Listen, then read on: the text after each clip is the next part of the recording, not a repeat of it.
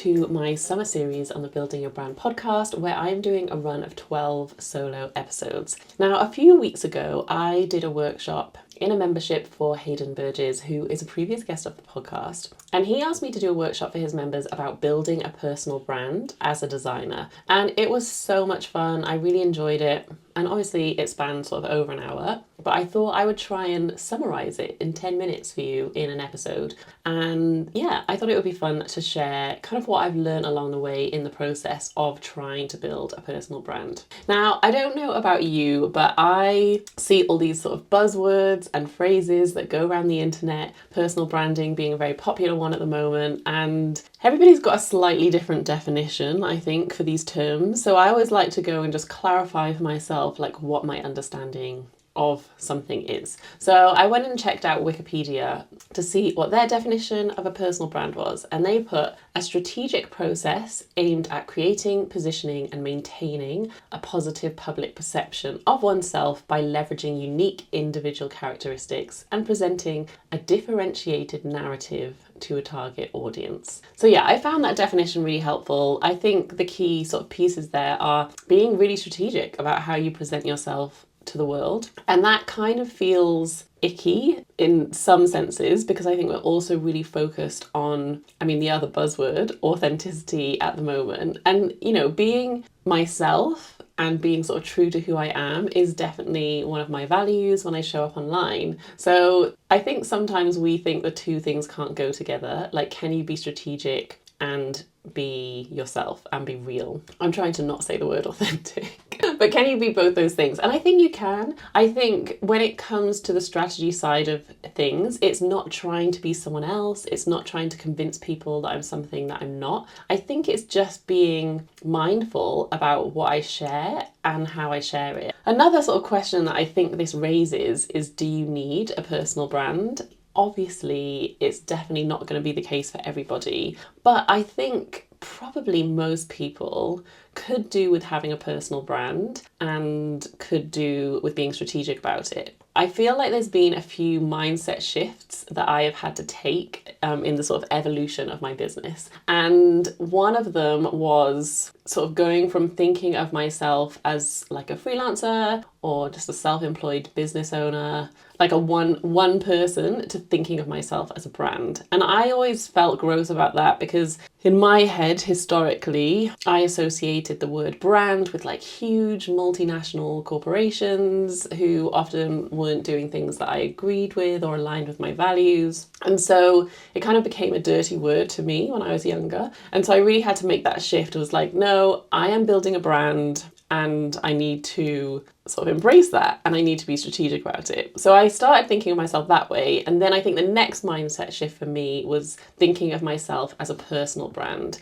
And I think the reason for me that having a personal brand is important is it is pretty much just me in the business. So it makes sense that I build a personal brand. The brand is based around my personality. So yes, I do outsource some things. So I've mentioned this so many times on the podcast before, but I outsource podcast editing and support with the podcast to my friend Lucy. And I outsource like design support tasks to my friend Lois. So it isn't just me, but if someone was to ring up my company, my business, like I'm the person that's going to answer the phone. Please don't ring me. Send me a WhatsApp. Don't ring me. But anyway, so I think that also helps to think, whether you need a personal brand or not. So, if it's just you in the business, people work directly with you. Maybe if you're a designer like me, but this applies to any industry, if you want other opportunities like outside of your core offering, so maybe that's like public speaking, guesting on podcasts, like profile raising opportunities, then I think a personal brand is good. It can definitely help you get new clients. And I think the other reason that a personal brand is good is because people buy from people. They want to know the people behind the business. I think if you've got an agency model and there's a big team of you and there's a greater focus on sort of the work that you do rather than who's doing it, and you aren't looking for those sort of like profile raising opportunities for a specific individually, and you've already got a steady flow of clients, then maybe a personal brand isn't the right fit for you. But there are loads of huge brands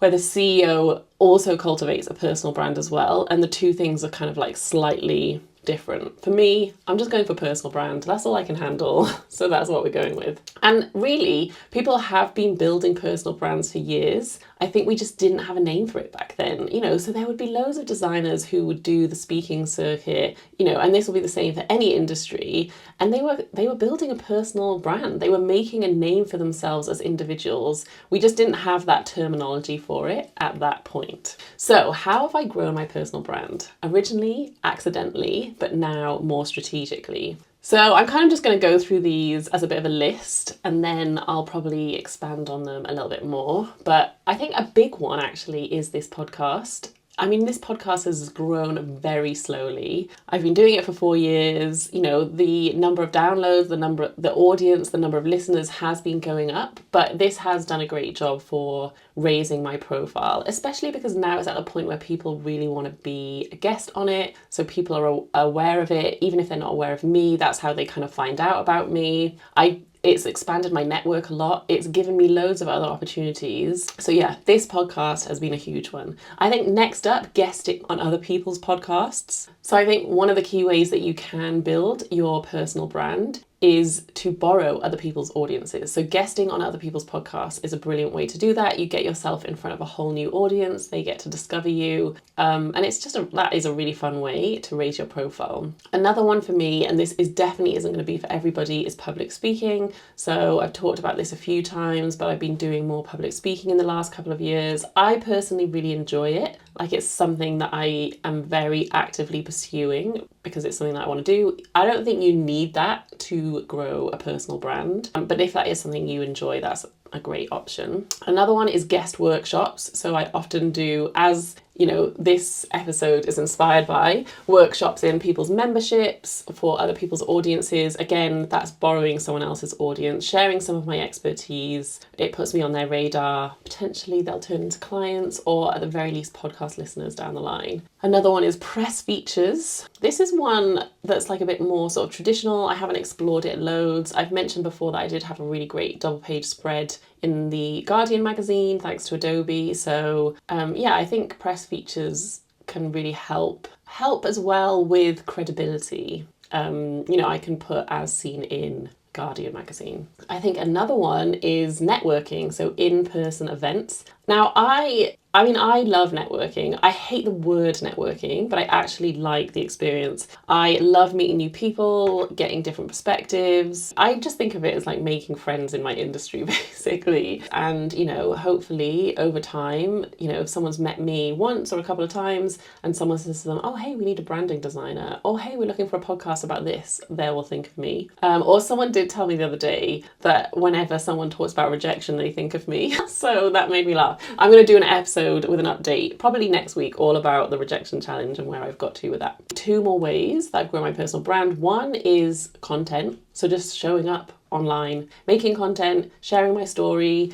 teaching, doing helpful reels, especially if I'm creating content that people share. That is helpful to, again, get you in front of a new audience. And then I think the other one is personal challenges. And maybe I should have said this earlier on, because this kind of feeds into quite a lot of them. This feeds into the content, it feeds into the public speaking, the guest workshops, but setting myself creative projects or personal challenges that I then share, so like the rejection challenge, that just gives me more interesting things to talk about. And I learn lessons as I go and I share those lessons, and that's been a really great way of growing my personal brand. So I think those are all the different ways that have been working for me. Some examples of things that have happened off the back of, all of those activities. I got to be a guest on Chris Do's podcast. I've spoken at the Designer Boss Summit. I already mentioned the double page spread in the Guardian magazine. I was featured on Creative Boom, and I actually did a session in their private membership, which is free and lovely if you're looking for a really nice community. I spoke at Adobe Max London. And then another one that's been really cool is people talk about me in rooms that I'm not in. So earlier this year, there were a couple of events that I didn't go to, and on the stage, someone mentioned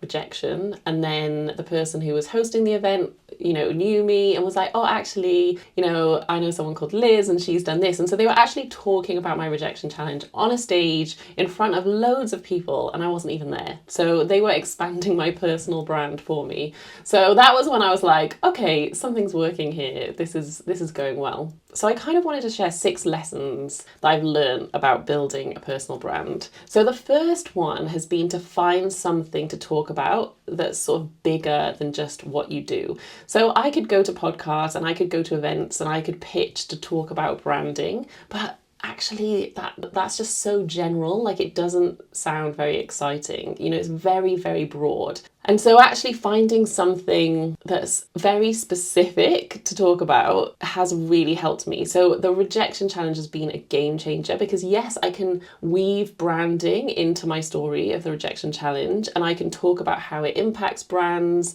how it's impacted my brand, but ultimately it's a sort of very neatly packaged story that I can share.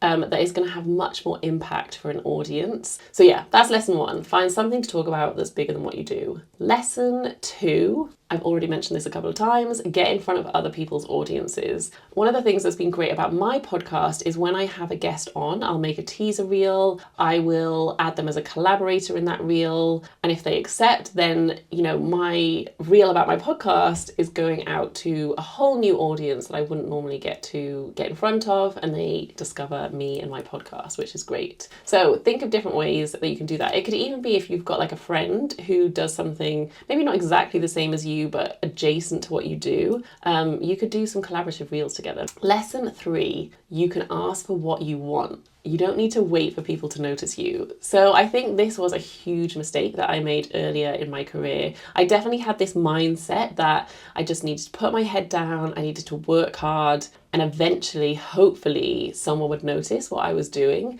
And then I had this revelation that actually, the people that were getting the opportunities that I really wanted, that's not what they were doing. They were going out and asking for what they wanted. And this is where the rejection challenge has helped me so much, because it's got me so much more comfortable with going out and asking for what I want. So if you see someone who has an amazing opportunity as part of their personal brand that you are like, oh, I would love that, the chances are they've gone and pitched for it. They've gone and asked for that opportunity. So you should do that too. Okay, lesson 4, let people get to know you behind the work and your day-to-day. So find the unique bits of your life that you're happy to share and amplify them. But it doesn't have to be everything. So I am quite boundaried about what I'll share online. I don't share my kids. I don't talk about arguments I've had with my husband. I do occasionally share him. I don't even share him that often. But I will share loads of other stuff. And I will share stuff that kind of gives clues to that stuff. So, I will talk about creative projects I'm doing with my kids. I just won't show them. So people know that I'm a mum. Like, that is, that has a big impact on me and how I run my business. But I don't sort of talk about the details. Other things, there was a period where I used to every Wednesday go and get a matcha, and I would share that I was getting, Matcha Wednesday or whatever, and I was getting it. I've got a slightly different schedule now, so that doesn't work. And it was really funny because some of the mums at school were really upset that I stopped sharing my matcha every Wednesday, because that was how they knew where they were in the week, which made me laugh. So, but yeah, find things that you're interested in. It doesn't have to be exciting, groundbreaking. People will start to associate those things with you. And what's my favourite is when, like with the rejection challenge, which I've mentioned so many times in this episode already, but like with that, when people talk about rejection or they see someone else talking about rejection, they'll often send me those posts. Like, I love that they think about me when that topic comes up. So think of other things that you're happy to share. Maybe it's that you love hiking, or, you've got a sort of unique hobby. I've seen people do, roundups of the books that they're reading. Like, I actually really love to consume that sort of content. So yeah, just think about things in your life that show your personality. Maybe it's a cause that you really care about. What are those things that you can share that go beyond your work? I think that really helps for a personal brand. Lesson number 5, keep showing up. And I hate to say it, but consistency is important. Not in a, you have to be everywhere all the time. Like, I I'm not massively consistent in one particular area of like marketing my business or showing up, but I am consistent overall in that I'm showing up every day, every week, whether that's a story here, a thread there, an email. So just, keep letting people get to know you. I mean, one of the things that I've been most consistent with, and it has paid off so much, is this podcast. I've been so consistent with it. I've released an episode every week for years now. So even if I just did that, I'm consistently showing up every week and people get to see me, and that builds trust in my business as well and helps to build my personal brand. And then my final lesson is know your values and get comfortable saying no. If you just say yes to every opportunity that comes your way, whether it fits in with your values or not, that is going to water down your personal brand. People are going to not be clear about what you stand for and what's important to you. And I've had some uncomfortable sort of situations recently where I've had to say no to opportunities, and it's been hard, and it's been turning away large amounts of money, but it's been important to me to stick to my values, and that has just helped me stay clear on my personal brand and what is important about my personal brand for me. So I think, get really clear on what your values are, and also it just helps you save time, working out what is right for you and what isn't, and really defining that personal brand even more. So those are my 6 lessons. I'm going to do next week an episode that will be a sort of update on where I'm at with the rejection challenge, because I've mentioned it so many times in this episode. If you have no idea what I'm talking about, I will post a link in the show notes to an episode where I talk about the rejection challenge, but I'll give a little introduction to it next week as well. But let me know how you're finding these solo episodes. I'd love to hear what you think, and I will be back again next week with another one.